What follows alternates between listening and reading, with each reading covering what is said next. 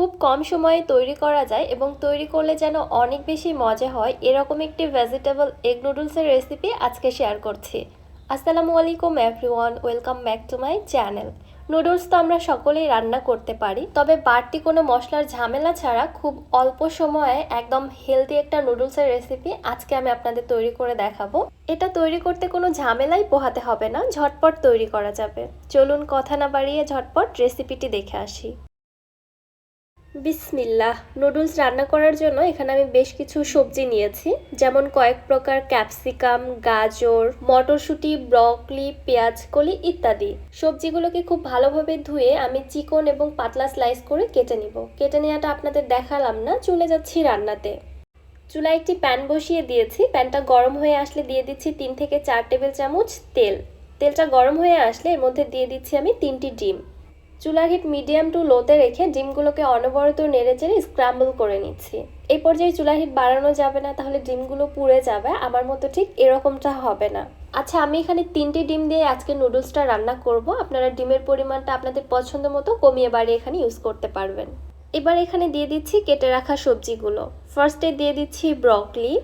ব্রকলিটা আমি ছোট ছোট টুকরো করে কেটে নিয়েছি, তবে খুব বেশি ছোট না। এরপরে দিয়ে দিচ্ছি গাজর কুচি। গাজরটাকেও আমি লম্বা পাতলা কুচি করে কেটে নিয়েছি। দিয়ে দিচ্ছি হলুদ ক্যাপসিকাম, লাল ক্যাপসিকাম এবং সবুজ ক্যাপসিকাম। সবগুলোকে আমি একই সাইজেই কেটে নিয়েছি। এবারে নেড়ে চেড়ে সবজিগুলোকে হালকাভাবে ভেজে নিব, যেন সবজিগুলোর প্রাকৃতিক রং, ক্রাঞ্চ এবং পুষ্টিগুণ বজায় থাকে। সবজিগুলোকে অনেক বেশি ভেজে করকরে বা একদম নরম করে ফেলানো যাবে না।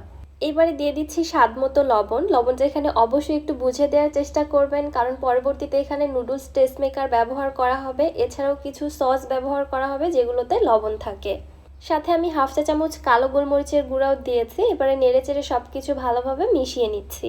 এই পর্যায়ে চুলার হিট অবশ্যই মিডিয়াম টু লোতে রেখে দিবেন। অনেক বেশি হিটে কিন্তু রান্নাটা করা যাবে না, তাহলে সবজির পুষ্টিগুণ নষ্ট হয়ে যাবে। এইবারে দিয়ে দিচ্ছি 1/3 কাপ মটরশুঁটি। মটরশুঁটিটাকে আপনারা আগে থেকে ভাপিয়েও এখানে ব্যবহার করতে পারেন, তবে আমি কাঁচা মটরশুঁটিটাই দিয়েছি। নেড়ে চেড়ে আবারও সব কিছু ভালোভাবে একসঙ্গে মিশিয়ে নিচ্ছি। সবশেষে দিয়ে দিচ্ছি কিছু কাঁচামরিচ কুচি। আপনারা ঝাল খেতে কেমন পছন্দ করেন আপনাদের টেস্ট বুঝে মরিচের পরিমাণটা কমিয়ে বাড়িয়ে দিবেন। আমি কাঁচামরিচটা সবশেষে ব্যবহার করলাম, কারণ কাঁচামরিচের কাঁচা ফ্লেভারটা যেন পাওয়া যায়, এজন্য আমি লাস্টে ব্যবহার করেছি। নুডলস সেদ্ধ করার জন্য অন্য চুলায় আমি পানি বসিয়ে দিয়েছি। আজকে আমি রান্না করব ম্যাগি নুডলস। ঝটপট রান্না হয় এবং খেতেও দারুণ, এজন্য এই নুডলসটা আমার সবচেয়ে বেশি ভালো লাগে। ছোটবেলা থেকে আমি এই নুডলসটা খেয়ে আসছি। এখান থেকে 2 প্যাকেট নুডলস নিয়ে আমি সরাসরি গরম পানির মধ্যে দিয়ে দিচ্ছি। আচ্ছা, নুডলস কেক দুটো আপনারা চাইলে ভেঙে দিতে পারেন, তবে আমি এরকম আস্তই রেখে দিচ্ছি। এবারে নেড়ে চেড়ে জাস্ট 2 মিনিট সেদ্ধ করে নিব। 2 মিনিটের মধ্যে কিন্তু নুডলসটা খুব ভালোভাবে সেদ্ধ হয়ে যাবে। আমি এবারে পানি ঝরিয়ে নুডলসগুলোকে উঠিয়ে নিচ্ছি। নুডলসের পানিটা খুব ভালোভাবে ঝরিয়ে নিয়ে সরাসরি সবজির মধ্যে দিয়ে দিচ্ছি।